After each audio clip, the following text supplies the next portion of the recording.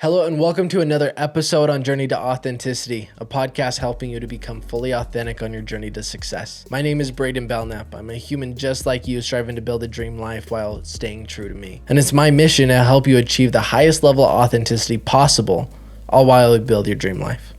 But what if we kept living with limits? What if we kept living and holding onto perspectives that no longer serve us or the world? How do we transform our ways? One of the many ways of doing this is making a choice.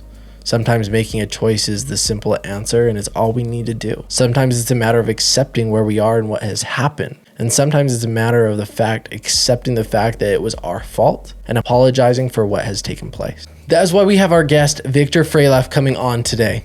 As he has been coaching and consulting around this topic for years, as he has experienced every drug you can think of by the age of 9 years old. He's experienced homelessness and has even tried to take his own life. This has allowed him to accomplish and serve himself in becoming the man he is today and becoming the best version of himself every day.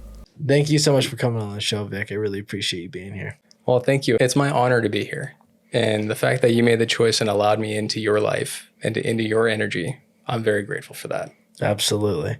So jumping in, I want to hear a little bit more about your story. And I want to shine a light on your story for other people. Sure. Because you've been somebody that's really took your beliefs, took your belief system and completely transformed your life. Oh, yeah. You sit and you're happy being you. And that's what this podcast is about, is being happy, being ourselves, being the authentic us. Nobody else knows that better than you or me or whoever's listening to this, right?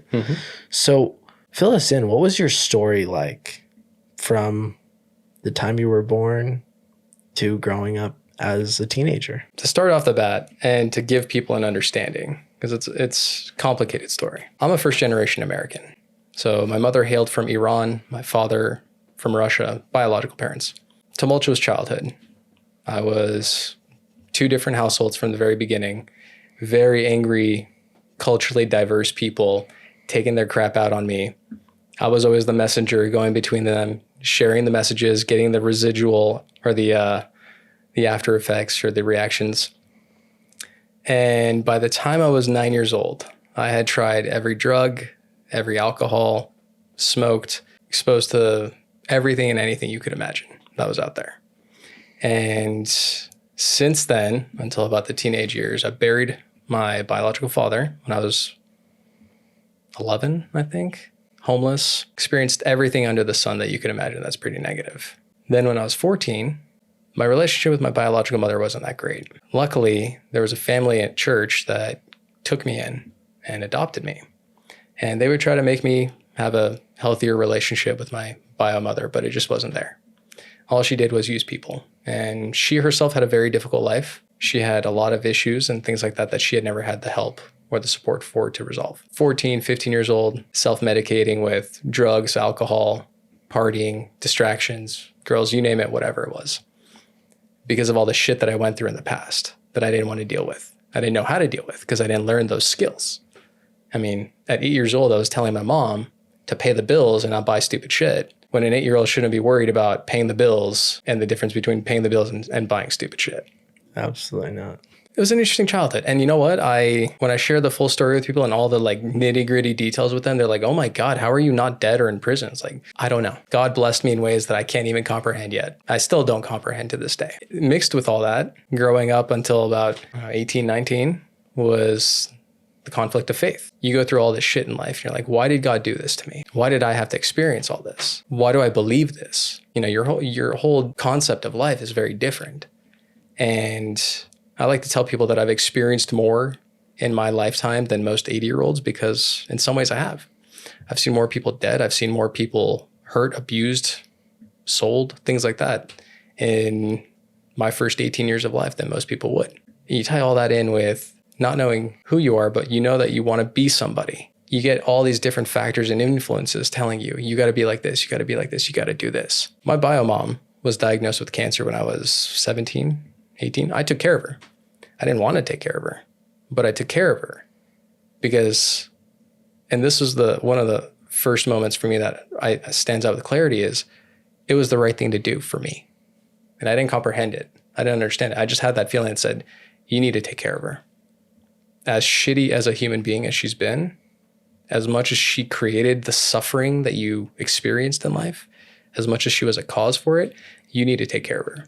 So I did. That was one of the more defining moments for me because I stopped listening to what everyone around me had been telling me to do. I have a half-sister biologically. Her first thought was, fuck her. Go do your thing, go live your life, let her rot in hell. It's like, okay, that's one perspective. Another perspective was, oh, you have to take care of her because she's your mother. And you take care of mothers. Like, well, I don't necessarily agree with that. She's the root cause of a lot of my pain. So why would I take care of her? So different conflicts, different things. And you hear a lot of different people's opinions when you're going through some shit. Everyone's always got an opinion for you. Hey, you should do this. Or, hey, have you thought about doing this? It's like, can I just think about what I want to do first and kind of figure out where I stand on something first before I listen to anybody? But we're not taught that. If you don't mind me asking, Sure. Did she ever apologize?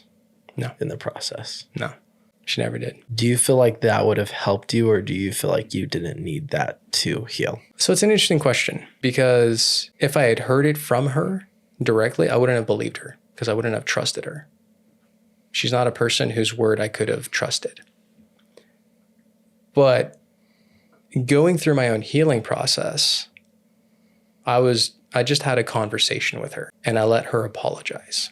And I just had to hear her say, I'm sorry. I didn't know better. And for me, that was what I needed. You know, I did years and years of different therapies and things like that. But it was going back and utilizing something called timeline therapy. It's a form of therapy that's utilized with NLP, which is neuro-linguistic programming. And timeline therapy allows you to go through events, remove the emotion from them, dissociate the emotion. So that way the emotion's not feeding the event anymore. You can just let it go. And that was a very powerful moment for me, is hearing her in that experience say, I'm sorry, I didn't know better. That's where I could let it go. But hearing her say it in person, face to face, not at all. I would not have believed her at all, which is sad. It's understandable though. Yeah. And sometimes just accepting that truth is what allows us to move forward also. Oh, yeah. You went through this childhood, which I would agree. You said you've seen more than most people do in life. Mm-hmm. If somebody lives at 120, you've probably seen more than them. Fill me in the moment that you saw, I need to change my life. That's a good one. For me, I was at rock bottom. I hated who I was. I hated everything that I was doing. I felt conflicted in every single way. And you know those moments where like you're not just tired, but you're all caps tired, and you don't see how things could get any worse or better because you're already at the lowest of the low. I'm at that point. I just don't know what's what. But I had this burning inside of me, this just me saying it will be different. It's going to be different. And I didn't know how. I didn't know how. How in the world is it going to get any different? I'm broke. I'm at my lowest of low. I'm a nobody. I've got all this trauma and shit that I've gone through. And I let it define me. And the pivotal moment for me was when I said, okay, I can either let this limit me moving forward in life, feeling the same way every day, hating myself, not wanting to look at myself in the mirror, or I can let it, and by letting it, meaning choose to let it empower me, which is why I talk about choice so much, because we always have a choice. And for me, that moment was me learning that there is another choice. It's you can either be broken or you can be super broken. No, it was like, okay, I'd rather just be put back together piece by piece better. For me, it was a pivotal moment. I can't explain it because everyone has their different experiences with it when you're at that low moment.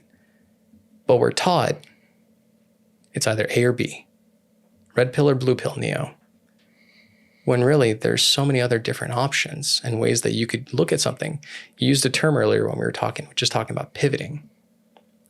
You're looking at a picture, looking at it straight on. Pivoting is just turning the picture angle a little bit and seeing different things that are possible. Looking at it maybe upside down, maybe looking at it from the backside and seeing it through the picture. That's what pivoting is. And I learned in that moment the power to choose to pivot, to have a choice that I don't necessarily need to live this life for the rest of my life, that I can choose something better. I can have something better. I can become somebody better than the broken, shattered person of a human being that I saw myself as. I love that. I'm going to quote my quote right above Do it. because it's my favorite. If you're here, you might as well become who you're destined to be, to do the things that you're destined to do. Mm-hmm. And if we just simply become, naturally the achievements will take care of itself. Mm-hmm. So I want to take this to a whole nother level. Let's go. You saw your close family, friends pass away. Mm-hmm. Assume it's fair to say that some of that was suicide. Mm-hmm. I don't want to ask this question wrong, so I hope the intention comes in the right way. What made you not commit suicide with everything you went through? I tried. You can't see the scars anymore, but at some point in my life, I would take a lighter and just run it across my skin just to feel something other than the emotional pain that I was feeling. And in my stupid escapades of running away from my problems or trying to numb them, I took prescription pills. And I'm from California, so plastic capital of the entire United States. Everyone's got pills. Everyone's parents has got pills. So you combine those with some diuretic pills and you'd have a really, really good effect where you just would stop feeling. Your heart would slow down completely. I'd get to a certain point where I would try, but there was something strongly inside me saying, don't. This isn't forever. And a song that I would listen to on repeat that came out years and years later, but it summed up how I felt throughout the majority of my life, was by POD, which is It Can't Rain Every Day. I might be butchering the title of the song. It don't rain every day, or it can't rain every day. The lyrics that stood out to me were, it won't rain every day, it can't rain forever. And this was later on in life. This was when I was 18, 19 when it came out, I think. I was like, okay, if it's not going to rain every day, and I've tried all these different times to medicate and just run away and just end it, but that something inside of me was telling me, don't. What if there's something better out there? How do I get it? How do I get there? And how do I go from here to here? That's beautiful. So I've never shared this openly, but I want to share it with you. And it may trigger some people, truthfully. Maybe it won't. Maybe it'll actually help people deal with some of their traumas. But my personal perspective on suicide, because Eminem, yourself, some of the greats, or just even a day-to-day person that needs to be here, tries to commit suicide and doesn't succeed. It's my personal belief, because I know there's a lot of religions out there that also look down on suicide. It's my personal belief that if somebody tries to commit suicide and succeeds, it was simply just their time to go. Fair. And that the people that don't succeed, it's simply part of their story, and they're still meant to be here for a reason. Fair. So you certainly are here for a reason. I believe so too. Thank you. That's my personal perspective on suicide. I don't meet much people that have that same perspective or same belief, but I've known quite a bit of people that have committed suicide as well. My story is not the same as yours, not even close, but I started drugs when I was 13 years old. And I transformed about 3 years later, thank goodness. But the first time I saw heroin was kids my age doing it when I was 14, 15 years old. Thank goodness I never touched it, because maybe I wouldn't have been as blessed as yourself to have gotten out of that. Thankfully, I'm here today as well, right? But yeah, suicide, my personal belief is that it was simply their time to go if they succeeded. I respect it. So you had this pivotal moment. You saw that, you could either be beautifully broken or just stay broken, to say the least. What was your transformation like? Where you were homeless, what did that transformation start to look like and evolve to where you were like, oh, I'm good now? So it was a lengthy process because, and I'm going to say this as a preface to anybody out there. Every single person has their own individual, unique process. I can't say what worked for me will work for somebody else because it's my process. It was intimate for me. It worked for me for where I was at that time. And that's how most therapies ought to be. That's how most healing should be, is helping the person in a custom way, which I have a huge issue with the whole therapy side of things of like modern medicine and all that crap. We won't go down that rabbit hole. Me and you both. But it's the whole, you need to have a custom experience for yourself. And so for me, my process was first acknowledging the fact that I wanted to have something different, to become somebody different. And then I've tried therapies. I've tried different therapies. I've tried different things. I did the self-medication thing, teenage years. Didn't work. Different therapies didn't work. But sitting down and not fighting the parts of me that I labeled my demons,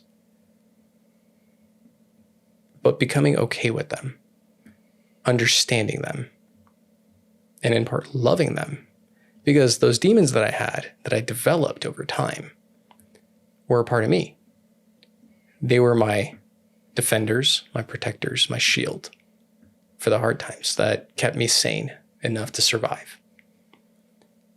But for the longest time, I resisted them. I fought them. I tried to get rid of them.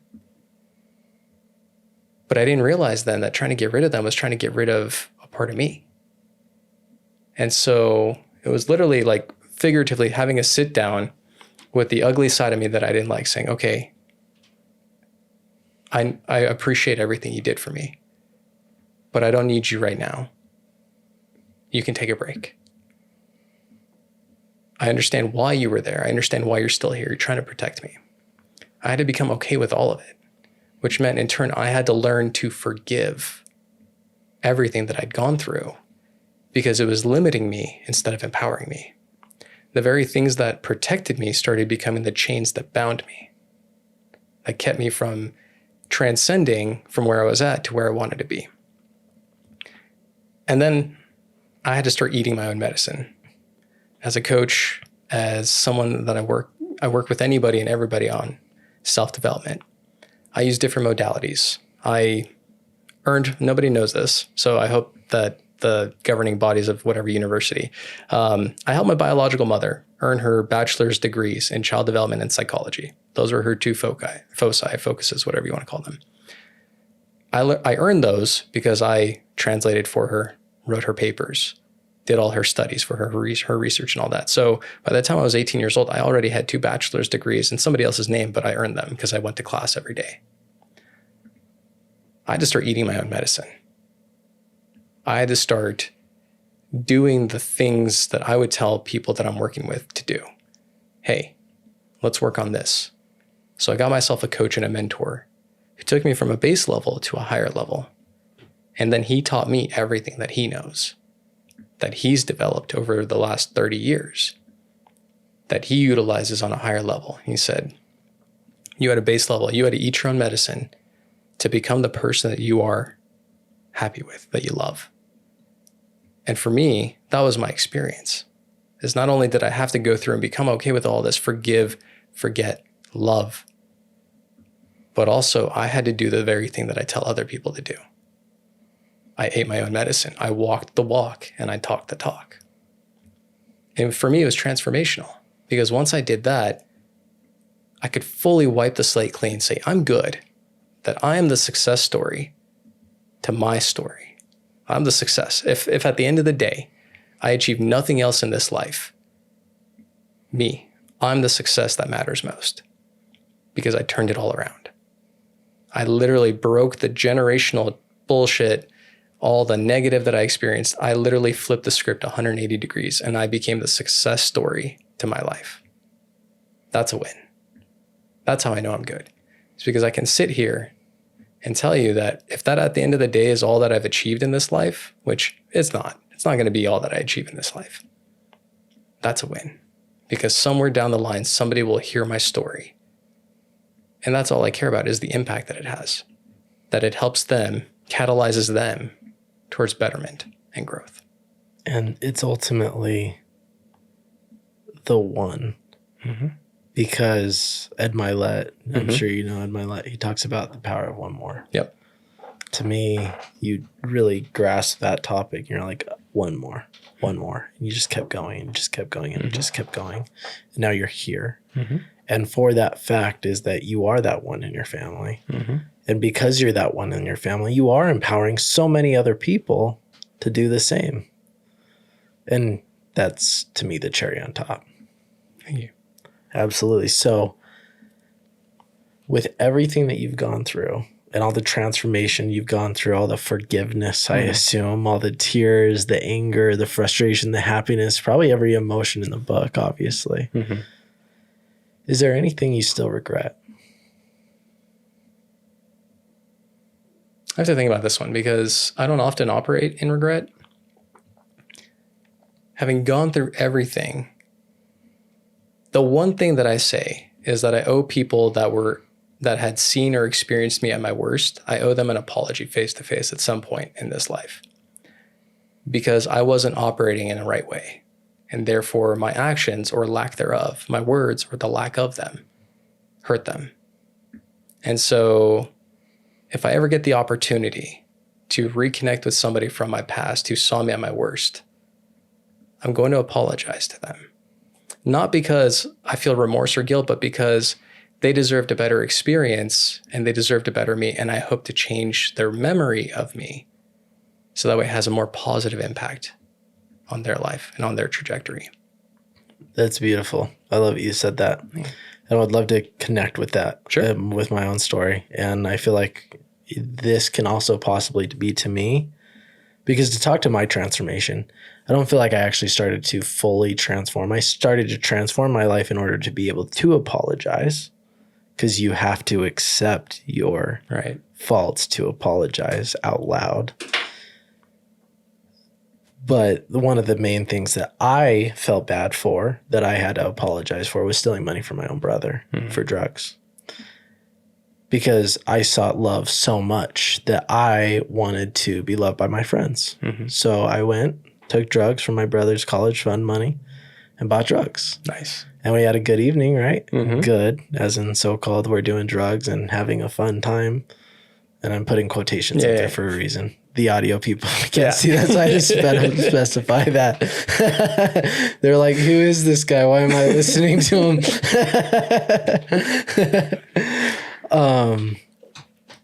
That's the one thing that because one of the main reasons, I felt bad for that. But what I felt bad for most is that my brother called me out on it. My thing was, well, you probably used it at McDonald's or something. And my brother, his name's Christian. He's probably the most Christian person I know because he's so forgiving. He got reprimanded by my dad. Oh, shit. Because of me. Because my dad's perspective was, you're blaming your brother for losing your money and you're telling him he's stealing. Like, that's bullshit.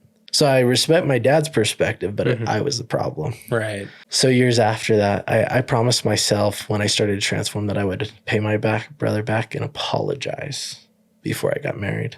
Me and my wife, Megan, we met each other at 16. We started dating on October 8th. And 2 years later, so October 8th, 2016, we got married October 8th, 2018. Nice. Before we got married, I took him out to dinner, paid him back, and apologized. Still, he has the letter, the money, and I still have that letter. I'll send you the letter after Please this. do. How does he feel about all that after you apologized? I certainly had a good cry when I was telling him that. He was silent. But what I'll say to this is, I haven't spoken about this much detail, truthfully. I would say that this is on me.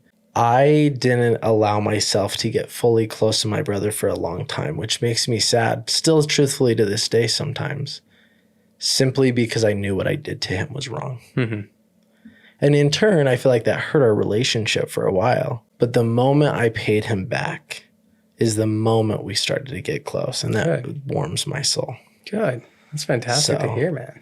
But I've apologized to multiple people, whether it's through text or call or in person. It's the times that I see somebody that I know I did them wrong, that I apologize. We don't need to be friends because I know I didn't. I know I hurt them, but I want them to see that I changed, and that's healing ideally to them, but it's healing to me as well. Right. And if you don't mind, please.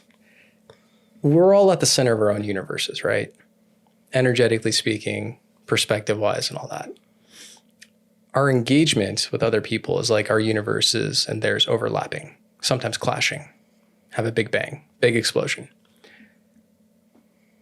Sometimes we have negative engagements with people, and the after effects of the explosion that we have with them, because our universes overlap and clash, it leaves them in a state of repair.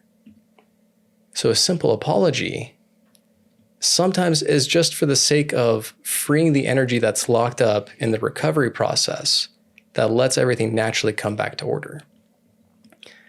So I always talk to people. I was like, listen, I owe them an apology face to face because I'm not going to do it over a text message. It weakens the impact. It weakens the efficacy of it. Because I've had my fair share of negative influence because of my actions or lack thereof, because of my words or their lack. And if I can help somebody release that emotion that's still locked up, charging up that pain that they're feeling, simply by apologizing, because at the end of the day, we're all human, we're all frail. You experience this as well. Like, it changes dynamically the whole relationship. Something that was once paused in a stasis is now thriving and blossoming just by simply saying, I'm sorry. That's the power of a word. But look at the choice behind it, the choice to apologize.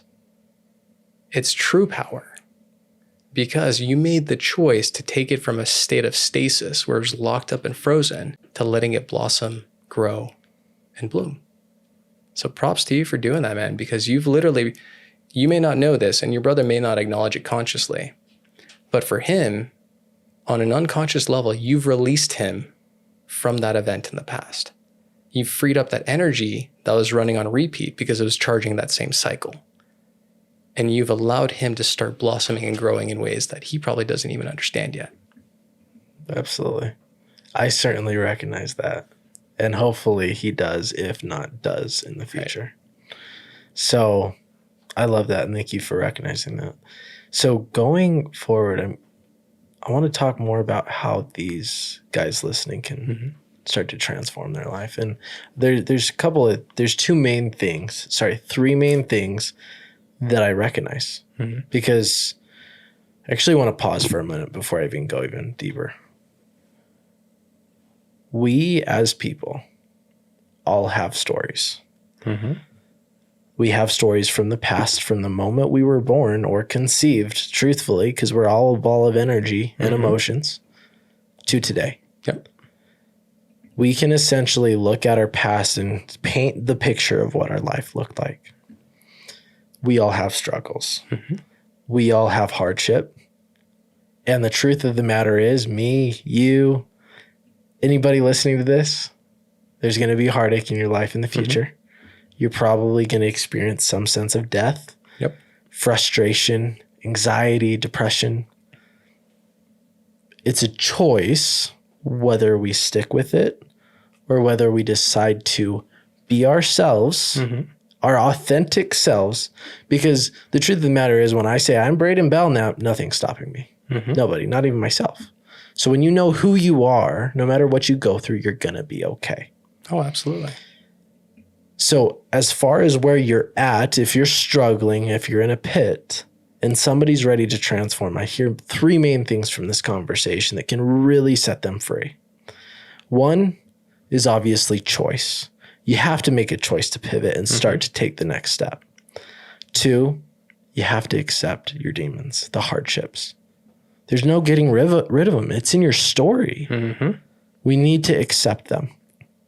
And three, we need to apologize, whether that's to ourselves or to other people. 100%. And that will set you free. Now, are you okay if I share a nugget with people? A little? Please. And that's really where I was going. Mine was more of a statement than a question, but it was intended to be a question. Because I want to go dive deep into those three aspects, but I'd love to open up the conversation more as well. Perfect. So I'm going to give you three questions back at you. Okay.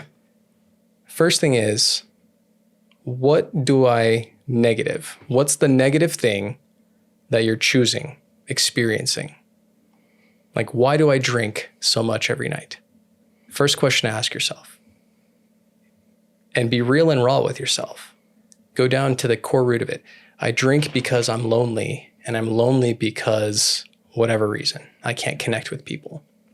Okay, that's the core root of the problem right there, is you don't know how to connect with people, and therefore you're patching over, bandaging it by drinking, which causes the negative problem that you're experiencing. All choice. Okay, first question to ask. Second question, what do I want instead? That's the positive result or behavior. What do I want instead? Just have it be positive. I want to connect with people. Okay, how? Emotionally, physically, mentally, virtually, like how clear of an image or vision do you have of what you want that positive result to be? I want to connect with people in a social way and talk to them and not be afraid. Okay. So you want that positive result. Okay. Next question. What do I have to change right now? What do I have to do right now in order to achieve that? I don't know how to talk to people in a social setting. Okay. So then how do I train myself to do that? Google search, Toastmasters. Not a shout out to them, not a promotion of them, just as an example. You could go learn how to talk in public from Toastmasters, which would then solve your problem of not being able to connect with people, which then fuels, by choice and decision, the drinking problem. So if you learn how to talk to somebody by going to a Toastmasters class and you start connecting with people in a social setting, then you're not drinking as heavily because you're not trying to fill a void anymore. So you ask yourself those three questions. What's the negative that I'm choosing to experience or that I'm currently experiencing, but I don't know why I'm experiencing it? What's the positive that I want instead? What do I have to change or do right now to achieve that? You break it down to those simple three questions. You can radically change your life in a whole way that you can't even comprehend. I taught this to a group of day traders, and you working what you do. I coached a group of day traders, two sessions, focusing solely on that and focusing on implementing strategy. But the first session was those three questions because it dove down to the core root of their problems. These guys were maybe averaging a 40% success rate, maybe. And I'm talking a blend of retail, hedge, professional traders. That's pretty good, 40%. Yeah. I took them to over 80. That's amazing. 80%. And in your industry and your experience, that's not bad, right? That's not a bad return. You're beating the market. Yes. Yeah. So one of the guys, just those three simple questions changed his whole strategy and implementation. And it was just on the professional side, not even on the personal side.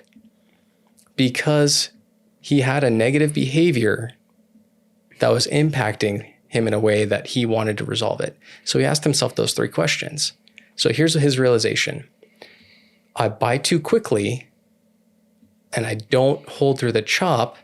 And because of that, I cut early before I hit my target exit that I had already planned out. But because he entered in too early, he would experience the volatility of chop in the market, which would mentally wear on him. And because of that, he would exit his position early, be at a loss instead of being at a win or in profit, simply because his decision to enter too early started having a ripple effect on the execution of his strategy. He changed that around where he implemented a simple rule. Wherever he wants to enter, he waits 5 minutes. And that change alone changed his whole success rate because he realized he was jumping the gun too quick and it was affecting his profits. Day trading. Let's talk about another example for the listeners. Met a guy. He and I worked together briefly. He wanted to be able to talk to girls and to have a girlfriend. He wanted a meaningful relationship. So I had him focus on those three questions. What's the negative that I'm choosing? What do I want instead? What do I need to change right now? His whole dating premise was, first, ask a girl out, go on a date, assume that she's into him or not. Second, he decided, okay, I'm going to slow it down. I'm going to be their friend first. because my assumptions were causing the frustration that I was experiencing. So the thing that he changed immediately was he stopped asking them on romantic dates. He just asked them on coffee dates. His second coffee date, simply to connect with somebody, is now somebody he's engaged to. Simply because he recognized the negative assumption that he had going into the dating scene or going on a date with somebody. He was trying to get that romantic fill. And so he would assume that after 1 or 2 dates, somebody would either be romantically interested or not. Sometimes you got to change the perspective simply by asking yourself the question of, what's the negative, stupid thing that I'm doing right now that's hurting me? What do I want to say? I don't want to hurt. Okay, so what do I got to stop doing? Hurting myself. Maybe I should not drink as much tonight. Maybe I should tone it back. Maybe I should drink some more water. Instead of drinking as much alcohol, maybe I should just drink some more water. Things like that. 3 simple questions that will radically change your life in every single sphere of it, whether it's business, your relationships, your personal development, your spirituality, even your relationship with your dog. I guarantee you ask yourself those 3 questions, it's going to change your whole dynamic with the dog or with the cat, whatever your animal is. Not cats. Just kidding. Not cats. Just kidding. I love that. And No, please. So I have a methodology that I created called the grow methodology. Mm-hmm. G stands for grasp. R stands for realize. O stands for overcome. W stands for win. Nice. Follows the exact same framework. Mm-hmm. And anytime I coach, it's practically the exact same thing that I teach too. Right on. It is radically transformative. It is. It's all you need, practically with anything. But there is an aspect that a lot of people miss out on. And I think this is an undervalued skill set and attribute to have. Patience. We all, because of these stupid things that are wonderful to run your business and your life on, because of those, we're so used to the constant feedback. True growth takes time, because true change takes time. If you're changing behaviors, if you're changing a belief system. And a lot of people miss out on that. They're like, I expect immediate results. I expect to be a fucking millionaire by the end of... No, dude, be 100,000-aire before you think about becoming a millionaire. Or hey, maybe get to a point where you're running a 1/4 mile nonstop before you focus on the full marathon. Same thing with growth and anything that's holding you back from achieving and being your true authentic self. Be patient and enjoy the process. And there's a reason I got this phrase tattooed. So Brandon Sanderson is a great author. I don't know if you've read any of his books. He's a sci-fi fantasy author based out here in Utah. And one of his books, the series, there's a quote that I fell in love with, which is, life before death, strength before weakness, journey before destination. Because of those things that we have strapped to our legs, giving us little micro doses of radiation every day, all day long, we lose sight of the picture, which is to enjoy the whole process and to be patient with it. True change, deep-rooted true change in anything you do takes time, because you can't just rip out the tree root system in a day. You got to go through, make sure you're keeping the healthy branches, you're taking out the rotted branches. Maybe sometimes removing the tree completely, but keeping it intact in the process while you transplant it somewhere else. So I got this quote tattooed on my arm because it's my reminder to focus on the here and the now while anticipating in a positive way the future. And so any sort of growth, any sort of change you want to experience takes time, because you got to go through the motions of doing it every day, struggling with it every day. And it's a beautiful process, maybe not in the moment, but it's a beautiful process because you'll look back on it with pride and say, I did it. I fucking did it. I experienced it. I went through it. I survived it. I thrived it. And that's the win as well. Oh, absolutely. I'm laughing a little bit because I feel like I'm just sitting right across this myself. You want to see something? Sure. Not the exact same. Okay. But I have a tattoo. Two Nice. tattoos here. One, this stands for travel/journey. Nice. The quote says, "A journey of 1,000 miles starts with a single step." That's beautiful. That's a beautiful quote. And I don't know the exact name of this, but this is a Buddhism symbol, which essentially means that this is your destiny as long as you just keep going. Mm-hmm. No matter the curves, the pitfalls, you'll achieve your destiny with who you want to become and what you want to achieve. As long as you just keep going. 100%. I've got another tattoo for you. Sorry for the audience. So you see this? Yeah, I love that. So that's an enso. Okay. And on the inside are the yin and yang koi fish. The yin and yang were originally symbolized by koi fish, a black fish with a white spot, a white fish with a black spot. So the enso represents the continuity of life. Life is ever constant, meaning it goes nonstop, no end. Beginning to end is really just the beginning of a new phase. The koi fish and the direction that they're flowing represents swimming against the tide when you need to with strength, swimming with the tide, going with it when you need to, preserving wisdom. So I got those tattooed on me because it's my reminder to myself that, yes, sometimes you're going to have to swim against the current. You're going to have to swim upriver against everything to achieve what you want to achieve. But then at some point, you're going to be swimming with the current going downriver because everything is working out perfectly. Regardless, it's the continuity of it. Sometimes life is difficult. Right now is a very difficult time for people. But there are good days ahead. And it all starts with the person and the individual to simply choose to look at a different perspective of it. Life can be a real piece of shit. Life can also be a very beautiful story, page by page, being experienced by the author of it. And we're all authors of our own stories. We're all authors of the end result that will be our life. So how do you choose to write the story? Do you choose to go in the ways of like Edgar Allan Poe? Or do you choose to go in the ways of like Robert Frost?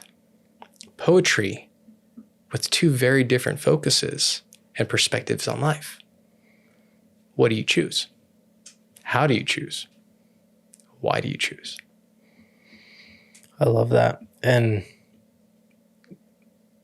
that begs the next question is, because as we're talking, like to me that like what we're talking about, this is very normal to me.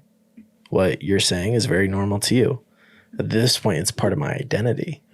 Nobody can steal it away from me.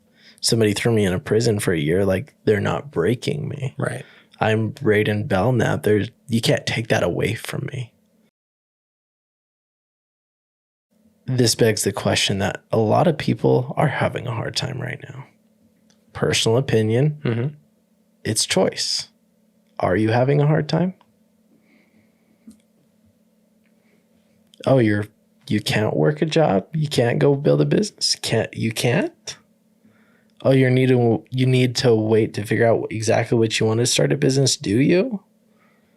Oh, you're in a hard financial situation? I'm sorry that the market went up crazy amount in real estate, and it probably will next year and the next year.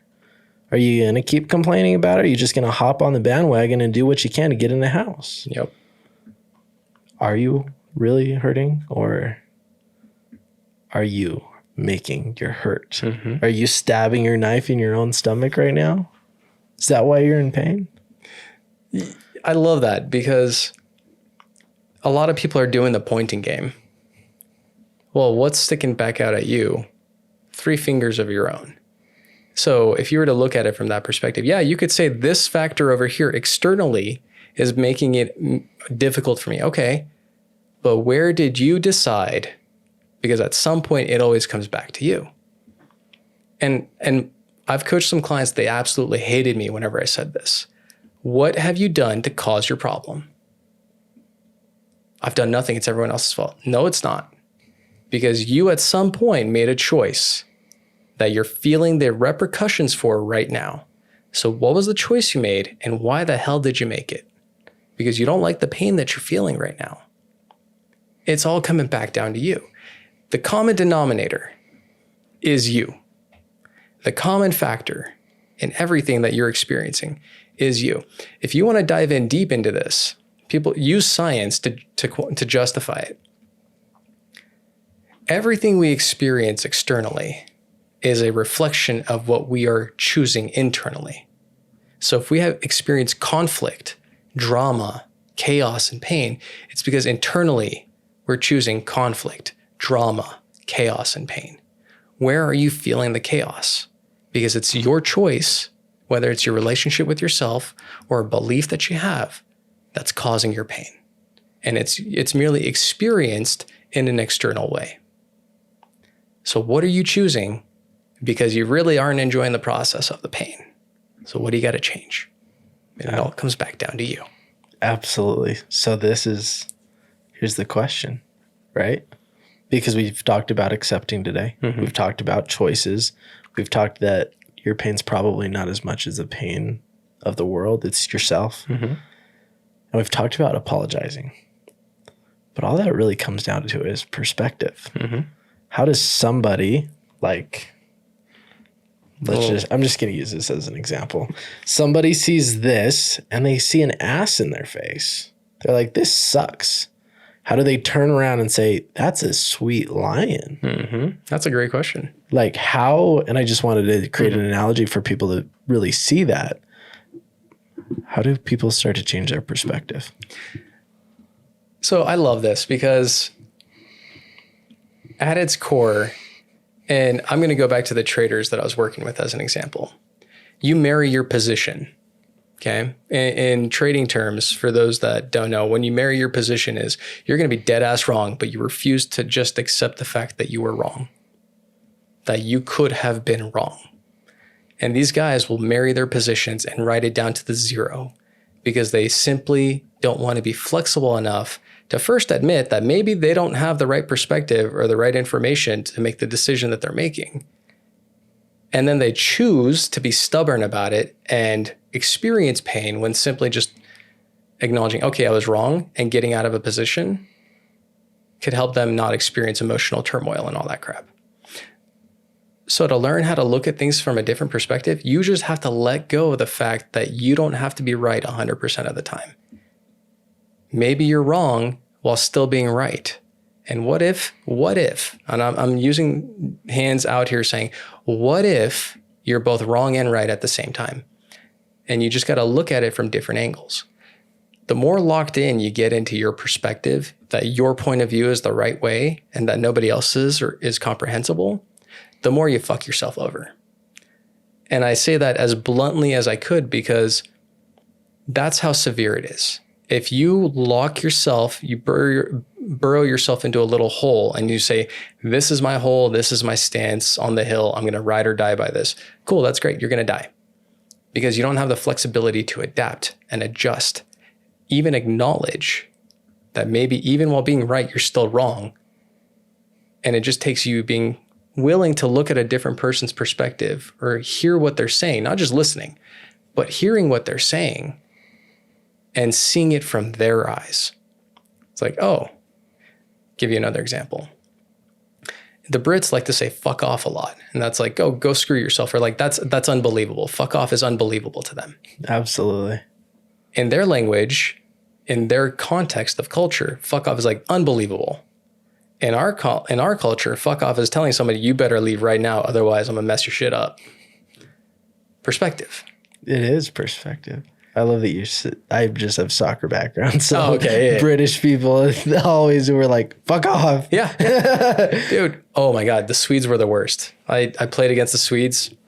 No offense to them, but I just had a bad experience with the player. But it's the perspective. Do you choose to dial in on the one and just stay locked into that? Or can you be flexible enough to just look at look at the broader picture? Because the more dialed in we get shutter eyes. We're only dialed into our one perspective that we're looking at.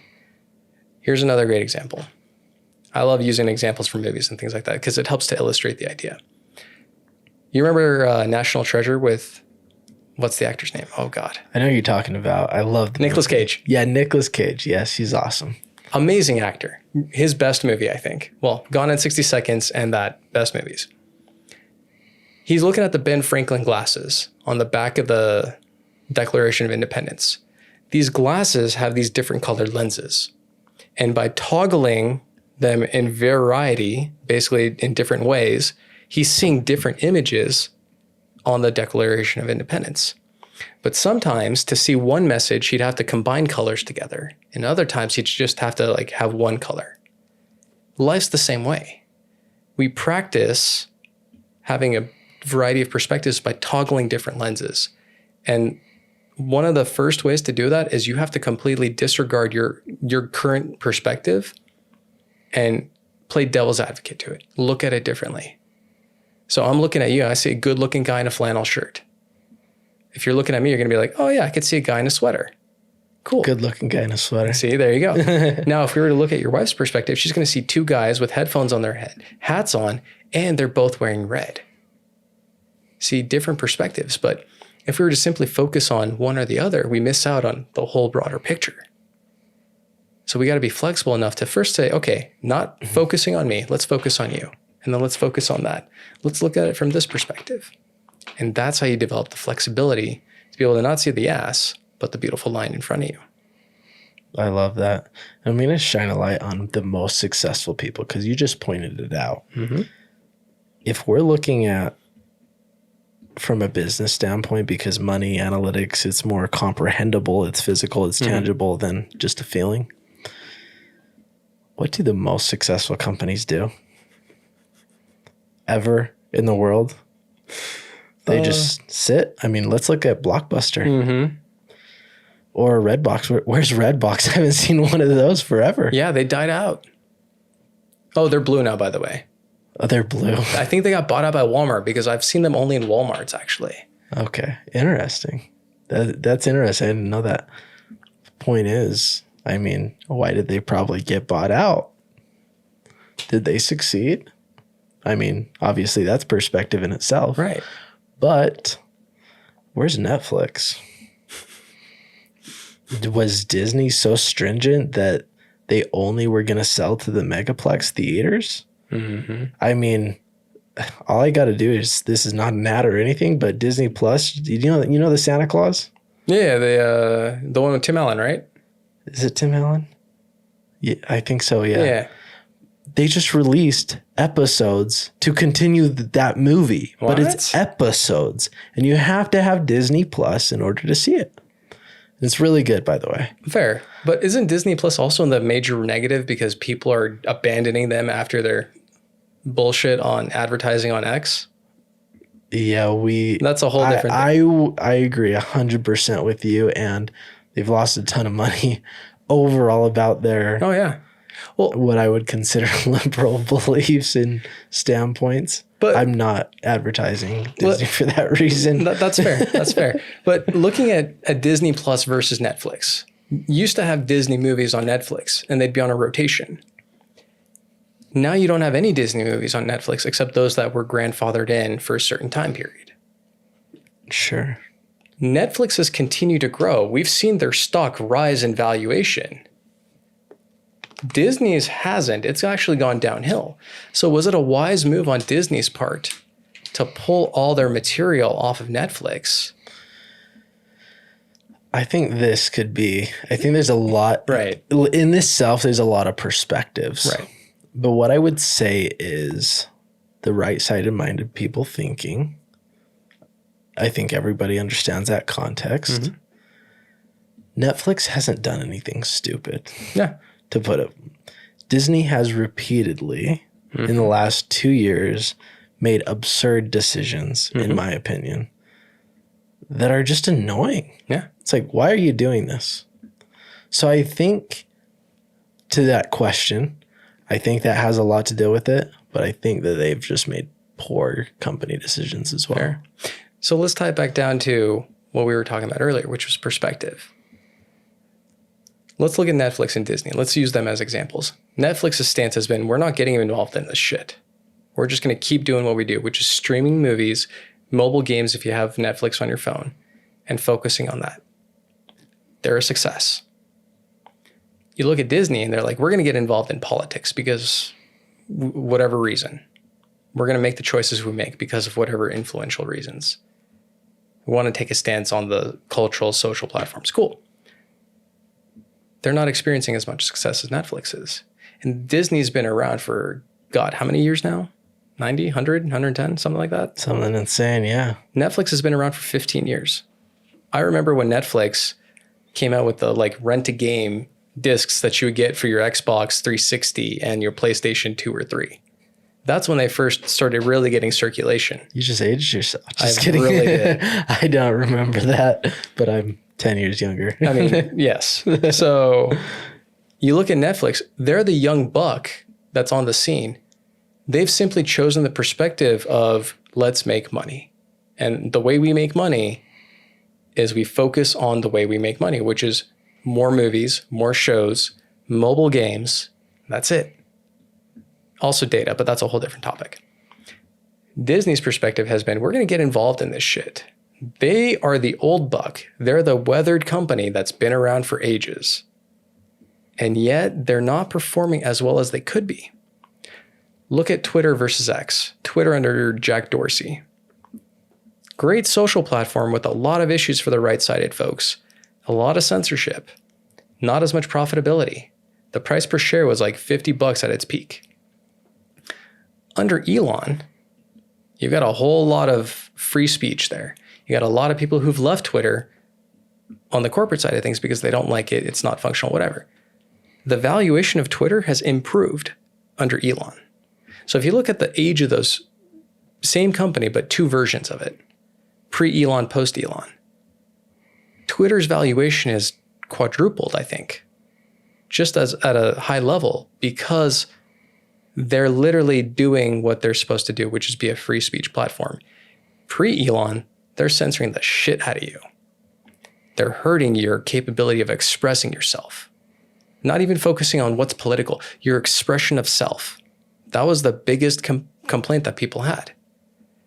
Their success was here, pre-Elon. We'll say that company was 10, 12 years old, right? Elon's had it for 2 years. Their success is up here. It's all about the perspective you take and what you choose to focus on. Because what you focus on is what you create. So are you going to focus on the negative shit in your life? Because you're going to see more negative shit and recognize it and create it. Or are you going to focus on the positive shit? You're going to experience more positive shit and you're going to create more positive shit. Absolutely. And I love that perspective. And the one thing that came to mind with that was it's simply choices. Mm-hmm. Comes back. This is always coming back to choices. Yep. And the simple question comes down to is, are you guys willing to make choices to better your life? Yep. Are you open to hearing other people's feedback of yourself with how you can improve? Or are you going to be stuck in your ways and say, I'm right. This is the right way of living. Your way is wrong. And never grow. Mm-hmm. And the truth is, I forget who says it, but they say he's a huge health. I want to say it's 10X Health Systems. Who's the owner of 10X Health Systems? Oh, it's Gary Brecka, isn't it? Yeah, that guy. He says, he says the fast, like if you're only looking for comfort, the faster you're going to die. I forget exactly how he says it. He says it way better than me, obviously. I know. I remember hearing something along those lines. But the truth is, if we stay single-minded, narrow-focused, we only see life through our lens and nobody else's, you truly are killing yourself. Oh, yeah. And you will die quicker. Mm-hmm. Preach it, man. I get asked this question a lot. Are other countries better? I traveled a lot for work when I was doing my corporate thing. Are other countries better than America? And I tell people, I have a greater appreciation for everything that I have here in America because I've traveled so much. Because I've learned, changed my perspectives, experienced other people's lives, and realized how amazing our opportunity is here for us because of our perspectives, what we focus on, culturally, socially, things like that. So whenever somebody asks me, hey, America sucks, where should I go? It's like, no, America doesn't suck. That's your perspective right now. Go live in another country. Go get guns pulled on you and shot at. Go get stabbed. Go get robbed. Go get beer spat in your face. Go fight like some homeless dude who's high on whatever drugs are going through his system right now because he thinks you're some sort of psycho robot, whatever. Go experience things and then come back and tell me how bad it is here. Because what you're focusing on, what your perspective is right now, is you're only focusing on the negative. You're choosing to look at it from a narrow-minded perspective. America sucks. Cool. Go experience other countries. Come back. Maybe your perspective is going to be different. But don't choose to stay stagnant, because you're not staying stagnant. And to your point, and this is what I was getting at, to stay dialed in on your one perspective, it's like you're on a ladder. You're either moving upwards or downwards. And if you're choosing to stay stubborn at your one point of view, you're not going upwards. So you're going downwards. And you're killing yourself off even faster because you're simply choosing to not look at things differently. Absolutely. So last question, then we'll wrap this up. How does somebody be open to changing their perspective? Because there's a lot of people that are. I have a feeling there's a lot of people listening to this, mm-hmm. and they're saying, well, I feel like I'm living a really good life. And some of them are going to think, well, am I? Like, is there any negative? The people that are hyper aware, right? Right. But there's going to be some people that are going to be like, my life's perfect. What's your message to both of them around perspective? I like this one. I appreciate you asking it. I would tell them, go and do something that you completely wouldn't do in your circumstances. So for example, if you've got $50 in your bank account, you're struggling. Go to the Bentley dealership, smell the car, look at it, and ask yourself, not if, but when I get this, how am I going to celebrate? If your life is perfect, go take a walk downtown.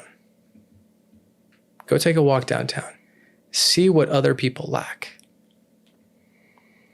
See what emotions you feel stirred up within you, whether it's the righteous indignation, whether it's a desire to help, to feed the community, whatever it is, and go act upon that.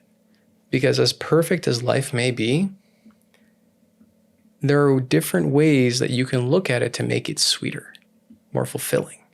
You might have all the money in the world. You might have every single car, every single whatever you want. But can you live or go to bed at night with the peace of mind of, I made a positive today? Because I guarantee you, if you were to walk downtown of any city, we'll use San Francisco for instance, you could have all the money in the world.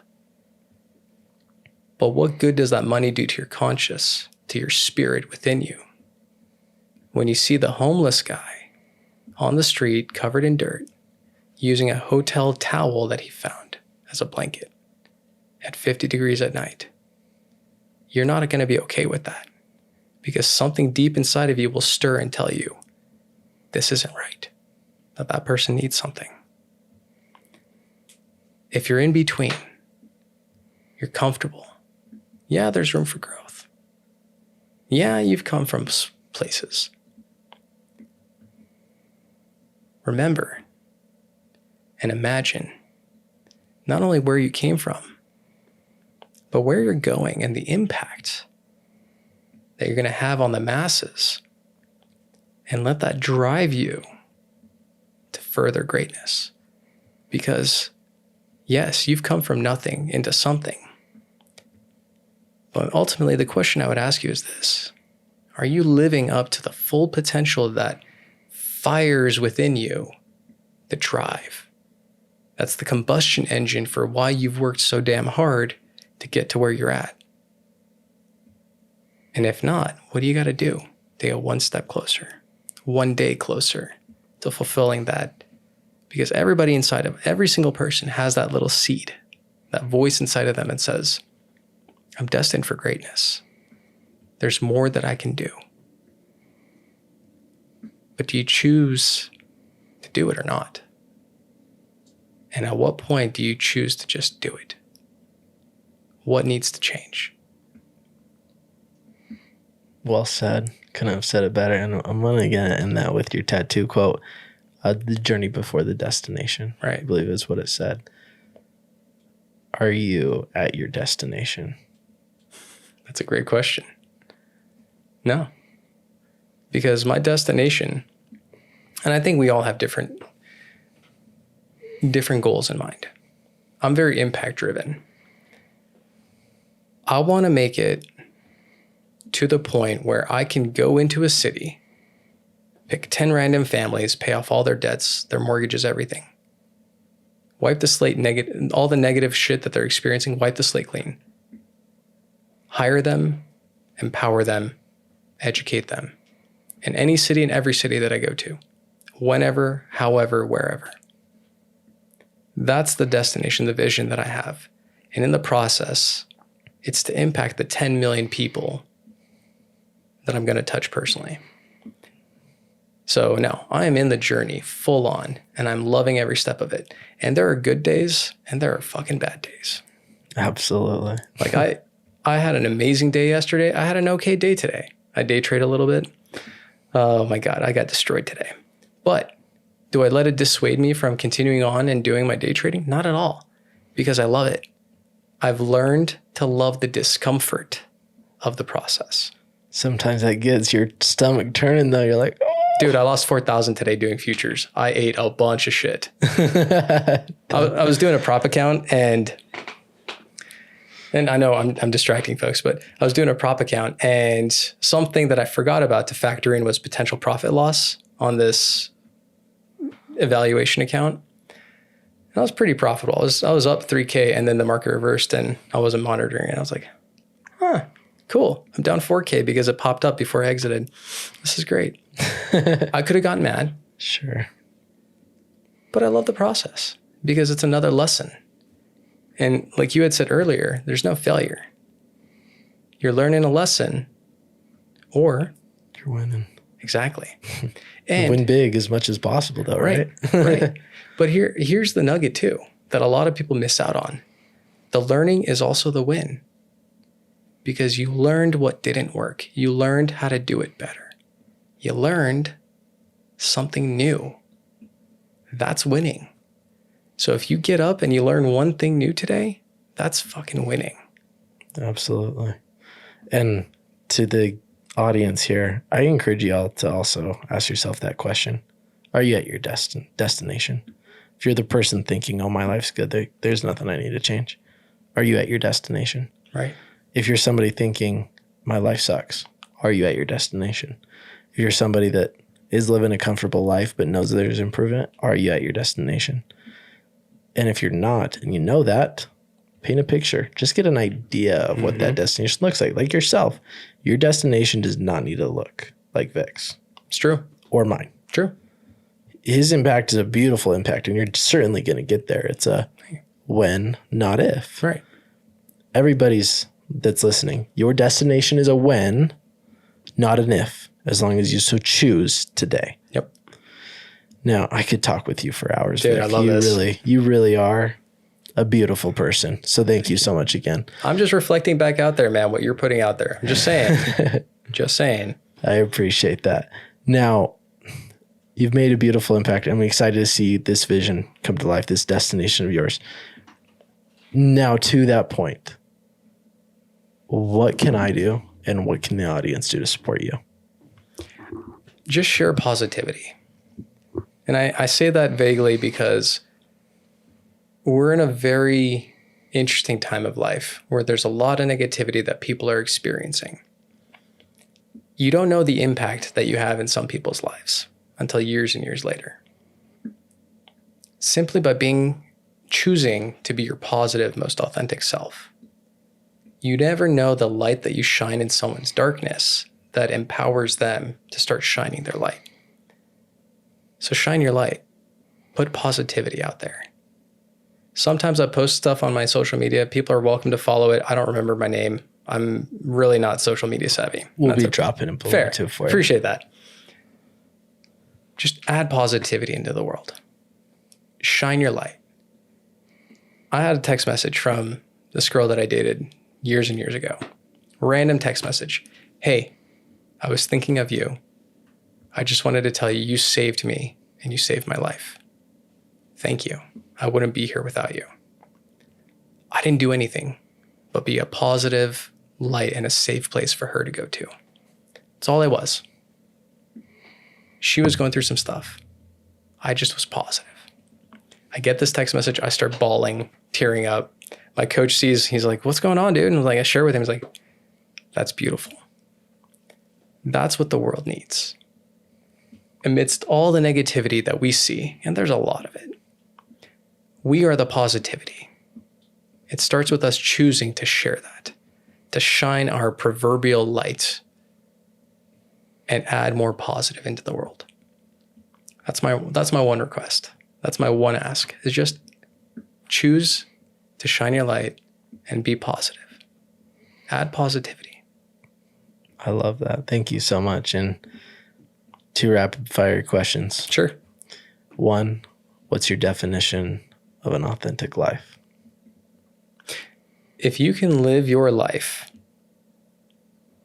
as 100% aligned with who you are, what you want to do, how you want to be, that's an authentic life. Love it. 2nd question, and you may have already said this in the podcast. Just opening up the floor. What's your message for the audience if you had one last thing to share? I would say this.